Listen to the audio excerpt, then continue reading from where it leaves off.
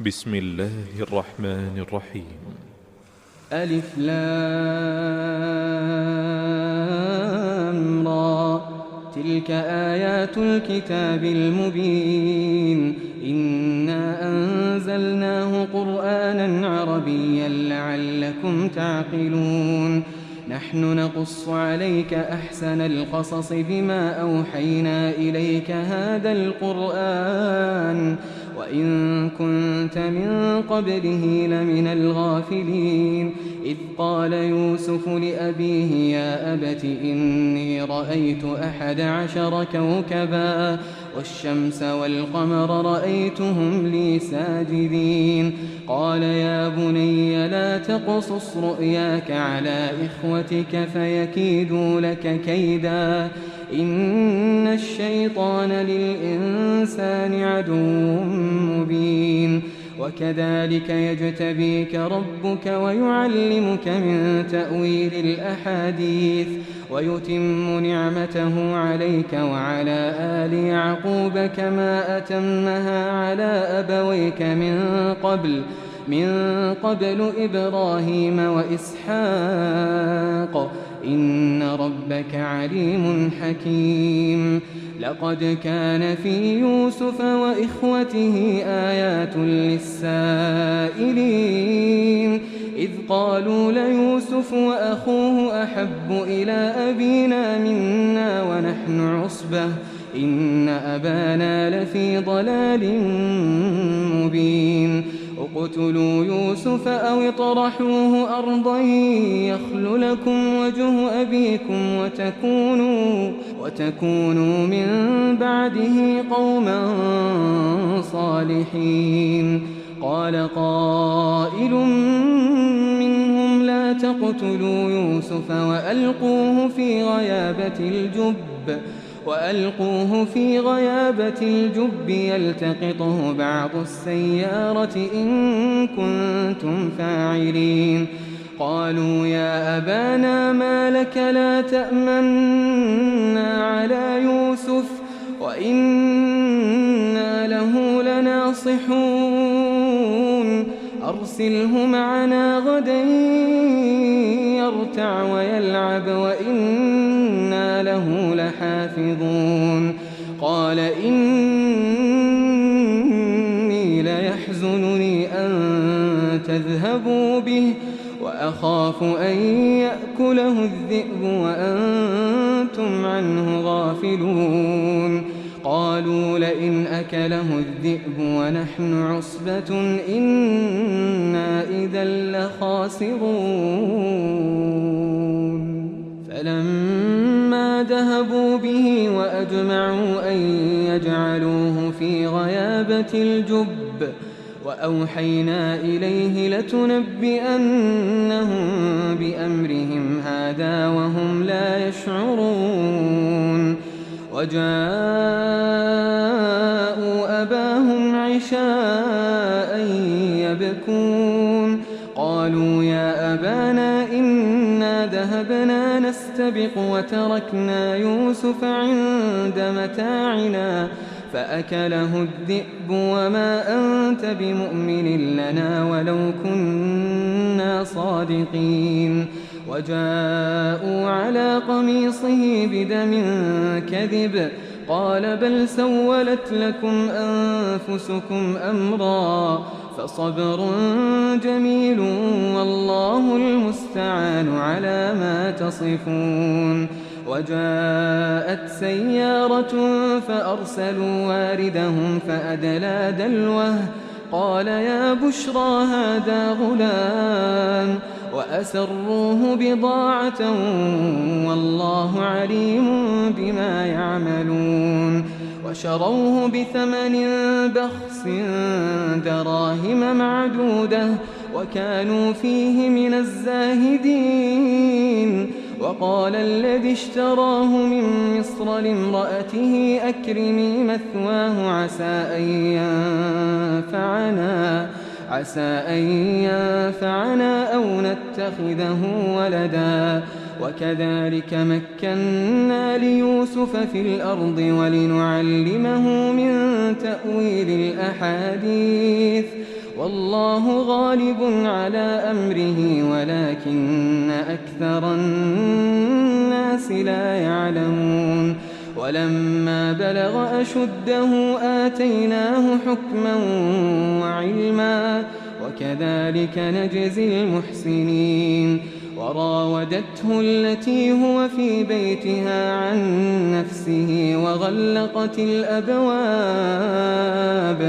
وقالت هيت لك قال معاذ الله إنه ربي أحسن مثواي إنه لا يفلح الظالمون ولقد همت به وهم بها لولا أن رأى برهان ربه كذلك لنصرف عنه السوء والفحشاء إنه من عبادنا المخلصين واستبق الباب وقدت قميصه من دبر وألف يا سيدها لدى الباب قالت ما جزاء من أراد بأهلك سوءا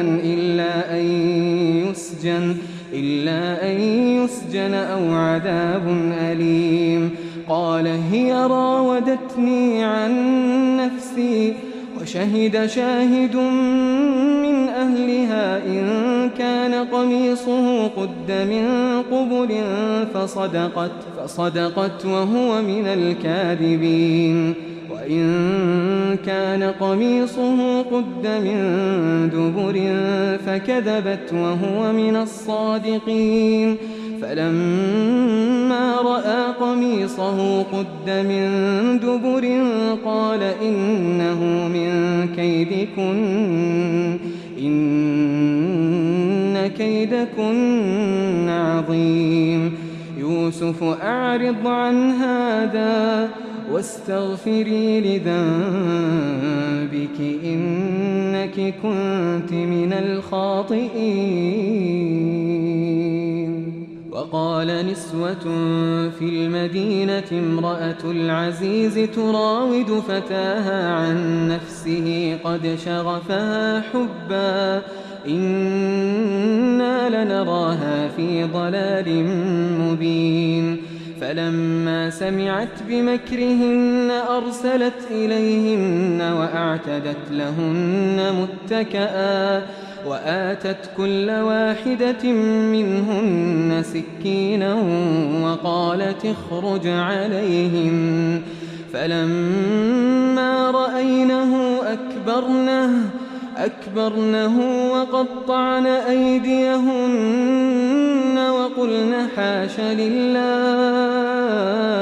وقلن حاش لله ما هذا بشرا إن هذا إلا ملك كريم قالت فذلكن الذي لمتنني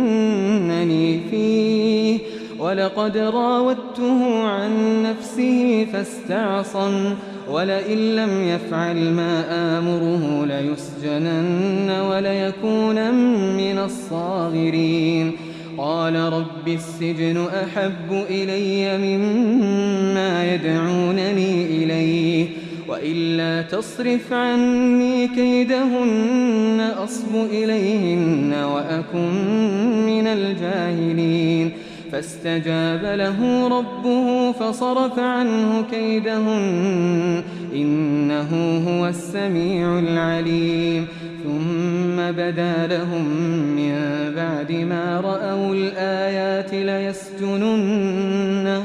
ليسجننه حتى حين ودخل معه السجن فتيان قال أحدهما إني أراني أعصر خمرا وقال الآخر إني أراني أحمل فوق رأسي خبزا تأكل الطير منه نبئنا بتأويله إنا نراك من المحسنين قال لا يأتيكما طعام ترزقانه إلا إلا نبأتكما بتأويله قبل أن يأتيكما ذلكما مما علمني ربي إني تركت ملة قوم لا يؤمنون بالله وهم بالآخرة هم كافرون واتبعت ملة آبائي إبراهيم وإسحاق ويعقوب ما كان لنا أن نشرك بالله من شيء ذلك من فضل الله علينا وعلى الناس ولكن أكثر الناس لا يشكرون يا صاحبي السجن أأرباب متفرقون خير أم الله الواحد القهار ما تعبدون من دونه إلا أسماء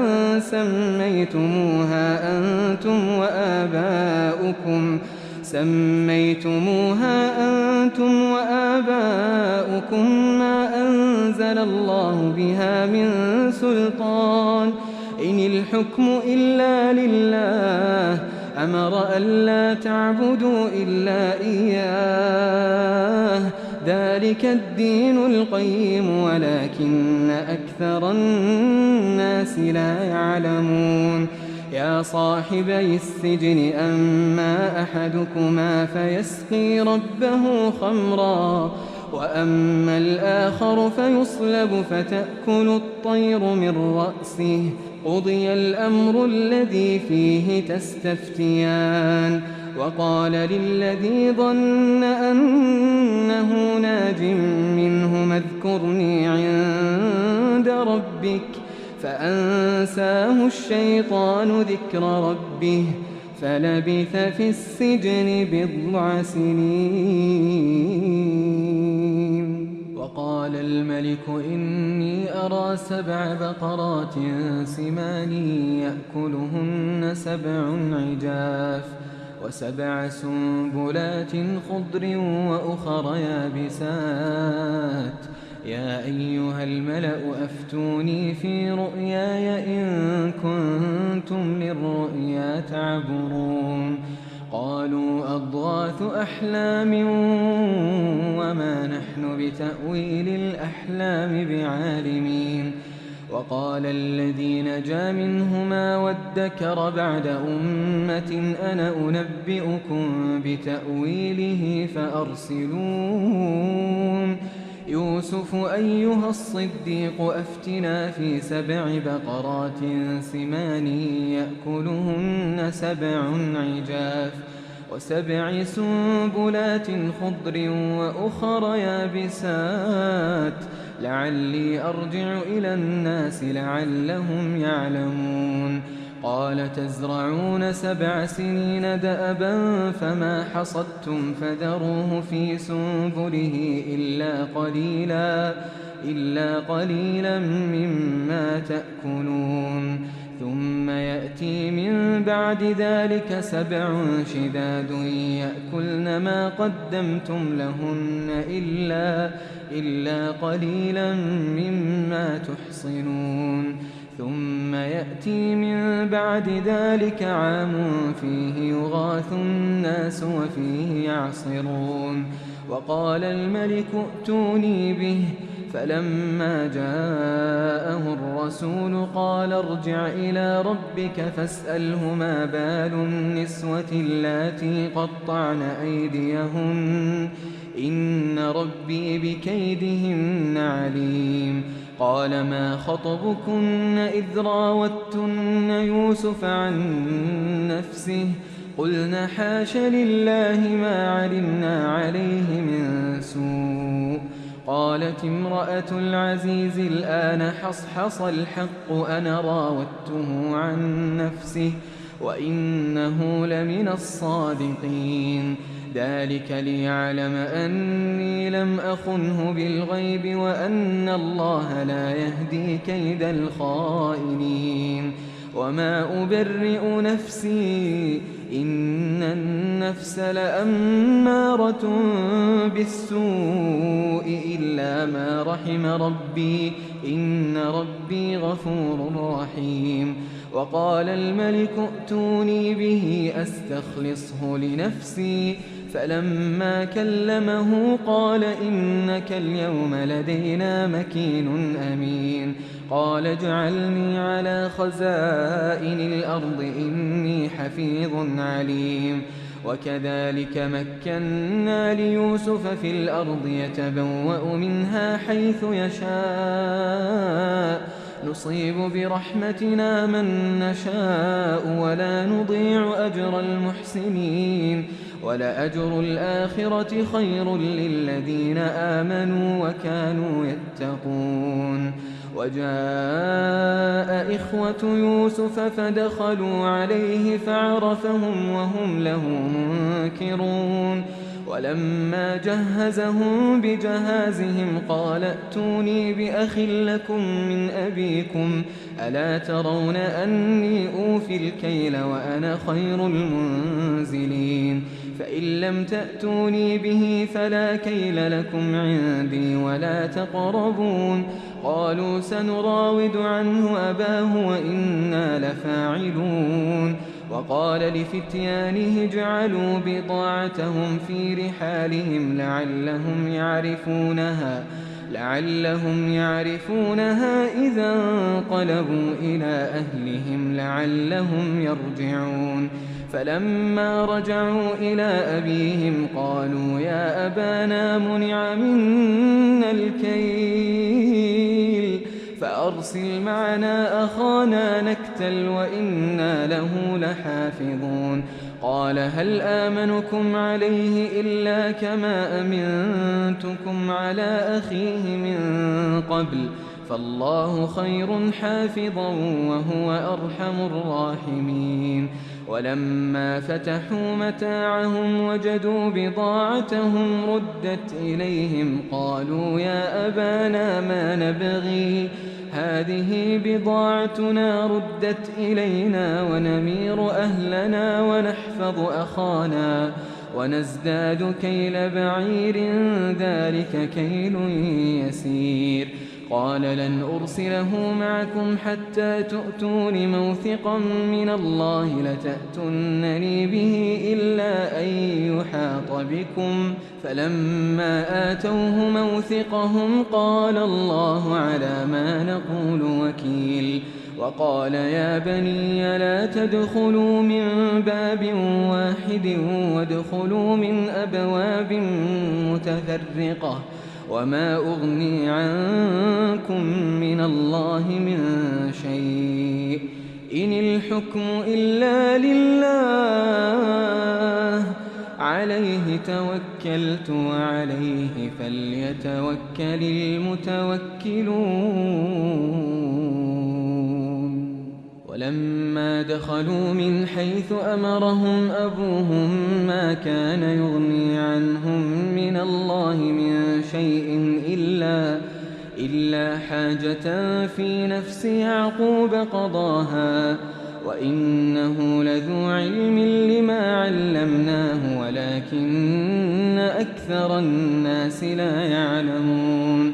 ولما دخلوا على يوسف آوى إليه أخاه قال إني أنا أخوك فلا تبتئس بما كانوا يعملون. فلما جهزهم بجهازهم جعل السقاية في رحل أخيه ثم أذن مؤذن أيتها العير إنكم لسارقون. قالوا وأقبلوا عليهم ماذا تفقدون. قالوا نفقد صواع الملك ولمن جاء به حمل بعير وأنا به زعيم. قالوا تالله لقد علمتم ما جئنا لنفسد في الأرض وما كنا سارقين. قالوا فما جزاؤه إن كنتم كاذبين. قالوا جزاؤه من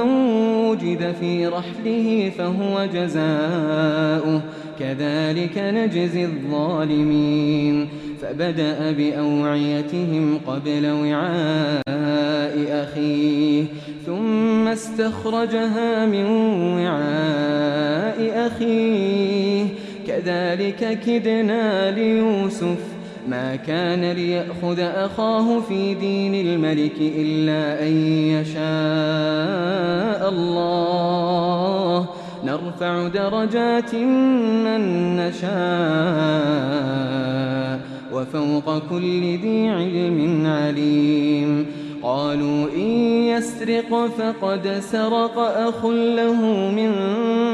قبل فأسرها يوسف في نفسه ولم يبدها لهم قال أنتم شر مكانا والله أعلم بما تصفون قالوا يا أيها العزيز إن له أبا شيخا كبيرا فخذ أحدنا مكانه إنا نراك من المحسنين قال معاذ الله أن نأخذ إلا من وجدنا متاعنا عنده إنا إذا لظالمون فلما استيئسوا منه خلصوا نجيا قال كبيرهم ألم تعلموا أن أباكم قد أخذ عليكم موثقا من الله ومن قبل ما فرطتم في يوسف فلن أبرح الأرض حتى يأذن لي أبي أو يحكم الله لي وهو خير الحاكمين ارجعوا إلى أبيكم فقولوا يا أبانا إن ابنك سرق وما شهدنا إلا بما علمنا وما كنا للغيب حافظين واسأل القرية التي كنا فيها والعير التي أقبلنا فيها وإنا لصادقون قال بل سولت لكم أنفسكم أمرا فصبر جميل عسى الله أن يأتيني بهم جميعا إنه هو العليم الحكيم وتولى عنهم وقال يا أسفا على يوسف وابيضت عيناه من الحزن فهو كظيم قالوا تالله تفتأ تذكر يوسف حتى تكون حرضا أو تكون من الهالكين قال إنما أشكو بثي وحزني إلى الله وأعلم من الله ما لا تعلمون يا بني يذهبوا فتحسسوا من يوسف وأخيه ولا تيأسوا من روح الله إنه لا ييأس من روح الله إلا القوم الكافرون فلما دخلوا عليه قالوا يا أيها العزيز مسنا وأهلنا الضر وجئنا ببضاعة مزجاة فأوف لنا الكيل وتصدق علينا إن الله يجزي المتصدقين قال هل علمتم ما فعلتم بيوسف وأخيه إذ أنتم جاهلون قالوا أئنك لأنت يوسف قال أنا يوسف وهذا أخي قد من الله علينا إنه من يتق ويصبر فإن الله لا يضيع أجر المحسنين قالوا تالله لقد آثرك الله علينا وإن كنا لخاطئين قال لا تثريب عليكم اليوم قال قال لا تثريب عليكم اليوم يغفر الله لكم وهو أرحم الراحمين اذهبوا بقميصي هذا فألقوه على وجه أبي يأت بصيرا وأتوني بأهلكم أجمعين ولما فصلت العير قال أبوهم إني لأجد ريح يوسف لولا أن تفندون قالوا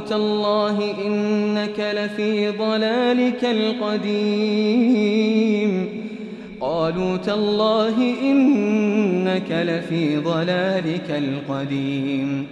فلما أن جاء البشير ألقاه على وجهه فارتد بصيرا قال ألم أقل لكم إني أعلم من الله ما لا تعلمون قالوا يا أبانا استغفر لنا ذنوبنا إنا كنا خاطئين قال سوف أستغفر لكم ربي إنه هو الغفور الرحيم فلما دخلوا على يوسف آوى إليه أبويه وقال ادخلوا مصر إن شاء الله آمنين ورفع أبويه على العرش وخروا له سجدا وقال يا أبت هذا تأويل رؤياي من قبل قد جعلها ربي حقا وقد أحسن بي إذ أخرجني من السجن وجاء بكم من البدو من بعد أن نزغ الشيطان بيني وبين إخوتي إن ربي لطيف لما يشاء إنه هو العليم الحكيم رب قد آتيتني من الملك وعلمتني من تأويل الأحاديث فاطر السماوات والأرض أنت ولي في الدنيا والآخرة توفني مسلما وألحقني بالصالحين ذلك من أنباء الغيب نوحيه إليك وما كنت لديهم إذ أجمعوا أمرهم وهم يمكرون وما أكثر الناس ولو حرصت بمؤمنين وما تسألهم عليه من أجر إن هو إلا ذكر للعالمين وكأي من آية في السماوات والأرض يمرون عليها وهم عنها معرضون وما يؤمن أكثرهم بالله إلا وهم مشركون أفأمنوا أن تأتيهم غاشية